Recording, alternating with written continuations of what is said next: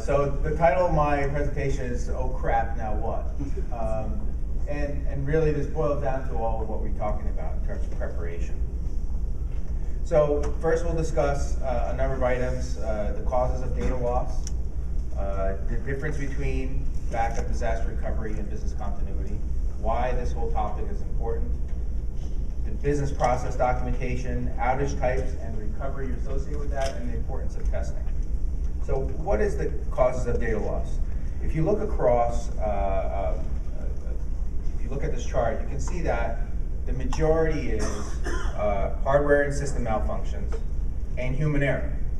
So even when you're talking about natural disasters, even viruses, it's only a very small piece of it.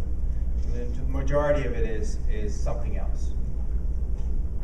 So what are the differences between business continuity, backup, and disaster recovery? So backup is just a matter of protecting the information that you have. Disaster recovery is a holistic plan around your technology to make sure that the technology is available to you should you have an event. Business continuity, which is really what is the most important part, is your business going to be viable and running in a significant event?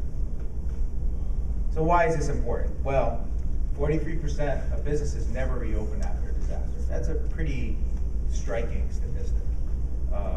A third that are closed within 2 years after that disaster. More than half never recoup the losses that they incur, and 3/4 of businesses that have tested their backup tapes were not able to use it. That's incredible, considering that's the largest way that people protect their information. So how do most businesses back up? Well, sad to say that almost half of small and medium businesses don't at all. That's scary. These are the businesses that you rely on for your services and that you run yourselves in many cases. Over half of all are on your desktops, on your laptops as you travel. That's, if you're backing up servers and other systems, you're losing out on a large amount of your information. So in terms of business process documentation, we put this funny cartoon here. This is what our plan is, just to run around yelling and screaming. But at a minimum, it should include what your different recovery methods are, how to recover your systems and your business processes. That's the critical point. And also who should be doing what. It's a good thing to do anyway, even if it's not for disaster planning, to understand what everybody in your company does. But this should be at least at a minimum. First, in terms of that, define where your risk areas are. Where are you storing your information? Is it on your desktops and laptops? Are you carrying around thumb drives that have important critical data on it? Are you storing stuff online or in the cloud? Involve your employees. Your employees are the greatest resources you have in your business. So when it comes to detailed processes, chances are they know a little bit more about a detailed view of what needs to get done than you do, or that another person does in the company, or even their manager.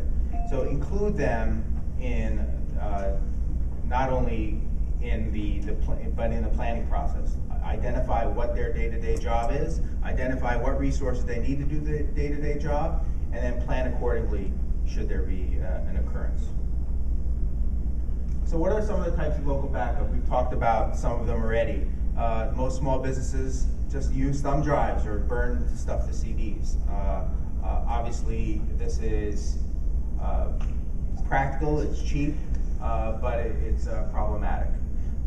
The vast majority of businesses still use tape drives. They're relatively inexpensive, but as we stated already, they have poor recovery. Why? Some of it was stated by my colleagues at Allstate in terms of handling of tapes, but it also because you have the data changes in formats, and when you recover something, it may not be in the same format, and then you have general tape errors. And then you have hard drive-based devices, which are basically appliances or servers that will sit in your office, that will back up your information, and you have to remember that you also still need an offsite component to that. And we'll talk a little bit about those things in a little bit more detail. So secure offsite storage of your data. First of all, protect it in terms of encryption. So if you are using tapes, you still should encrypt your data, because God forbid if I'll use another offsite records company, a very large one that was a large global one, where you have tapes falling off trucks. Well, the problem with that is now not only you're exposing your data to other services. You have credit card numbers that were stolen that way. Make sure you encrypt your data and then provide it to a company that will properly manage that for you. Replicate your data. If your vendor, your offsite backup vendor, is not replicating your data in more than one location, what if that location that you're backing up to is not available? Are you going to be able to recover your data when you need it?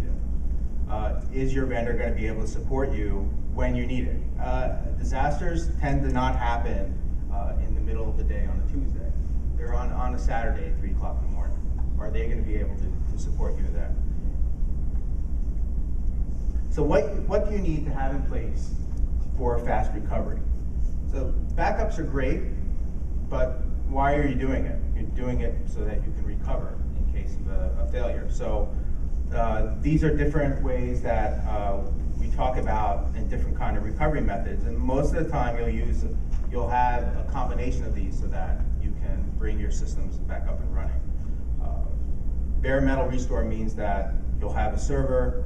You have multiple servers. You have a server that's standby that you can recover to very quickly within hours rather than days, which is typical if you're trying to spin tapes and back up your data. Continued data protection allows you to protect your data on an ongoing basis. And basically what happens is that little bits of data throughout the day are constantly going to your local system. And that way, if you have a failure at noon, you can recover from your information back at 11 o'clock. Then we talk about virtualization. Well, what's virtualization? It's essentially setting up a simulated server that stands in or pinch hits for your main server that fails. So your email server goes down, your backup system pinch hits for it, and you continue to work while you recover your information. This is all great, but what happens if your office is affected? That's when you need to deal with making sure that your offsite provider can not only provide you emergency data shipment, but perhaps they can also provide you a way to virtualize your server up online so that you can still access and keep your business running should your office not be available. So we talk about different kinds of recovery based on the types of outages that you have. If you have partial outage, you use your local backup system. If you have a loss of a server, again, you use your local backup system, maybe with a standby server. We talked, physical isolation was mentioned. In other words, your building is up and running, everything is working, but you can't get to it. The roads are closed, the tree limbs are down. You know, my office is 2 blocks from my house, and sometimes I've been unable to get to it because the tree falling down is on a county road, and we have to wait for the county to come clean up. So, but my systems are running in my office. Can I get access to them remotely? So that may be a way that you can continue to run your business while you're not able to get to your office. Electronic isolation is kind of a similar idea. My colleague Marty talked about, why aren't the telephone and cable utility companies here? Because communications is a large part of what we do in our businesses.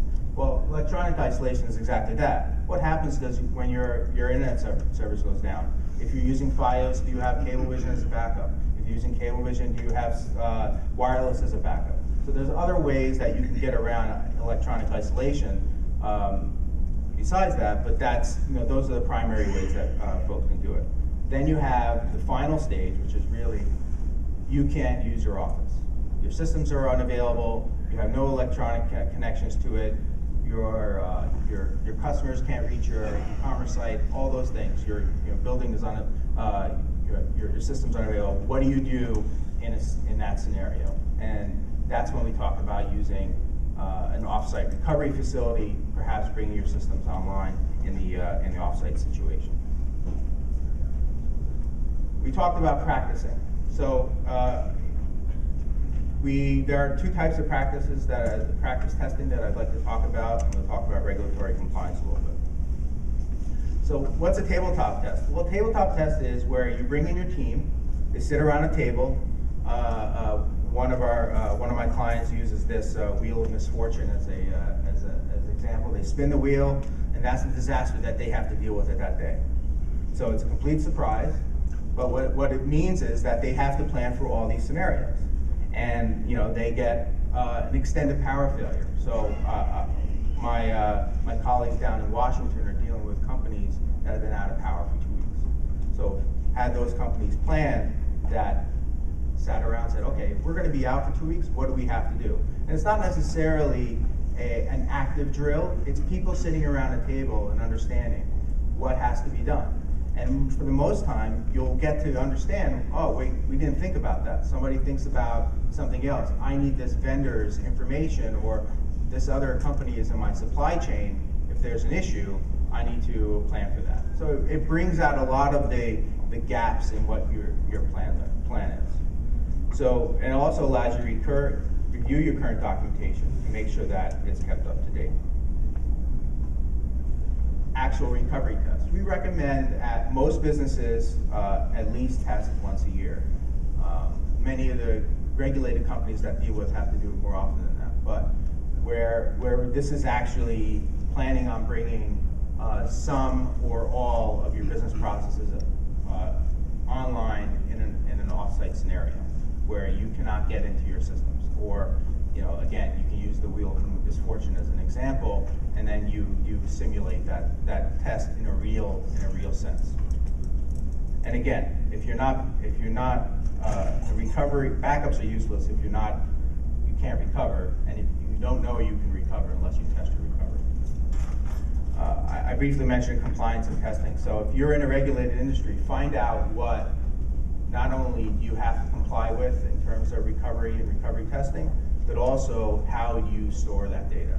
If you're dealing with healthcare records and you're dealing with HIPAA compliance, your backups also have to be compliant with those regulations as well. And so you have to make sure that you follow through on that as well. So one thing I didn't talk about is I only mentioned a little briefly is the C word, that's the cloud. And why is that? Well, if I put all my systems up in the cloud, all this stuff goes away, right? Well, no. You still have to plan. And the cloud is whether or not your cloud provider, are they going to be available? Do you have redundant cloud providers, perhaps? We saw many systems that were utilizing one of the largest cloud providers in the world, Amazon, only several months ago, where a large swath of internet businesses went down. Why? Because was it Amazon's fault? Well, maybe that it was Amazon's fault that it went down, but those businesses still have to plan for that inevitable failure. And that may be that they don't put all their systems in Amazon, or they they separate their systems with the East Coast and West Coast. In a small business scenario, you can do similar things as well, but also you have to plan for those things to occur. So in summary, and I kind of blew through that, backup and recovery doesn't have to be a difficult process. The best way to make it as seamless as possible is to document your processes. It's a good idea to do anyway. If you're a manufacturer and you're looking at ISO certification, you have to put together your SOPs, standard operating procedures. Those will go a long way to make sure that you have a plan in place. Provide good guidelines to your processes, and any business can recover. The real disaster is stressful enough. I think in some of the handouts it was talking about the psychology of disasters. Very interesting information there. That part of what goes on there is you already have to you're dealing with people who are now attending to their families. Are they going to be able to come to work? If you test things out and you properly prepare, then the disaster becomes less stressful. So on the backs of the sheets that we handed out earlier, there's a form if you're interested in a security assessment for your business. Fill it out, pass it on to us, and look forward to speaking with you about that. There's also a self-evaluation checklist. We have a few copies at our table that you come over and fill out, and it's basically a list of questions. And obviously, it's to trick you to say no to something, so that you give us a call. But that's essentially the idea.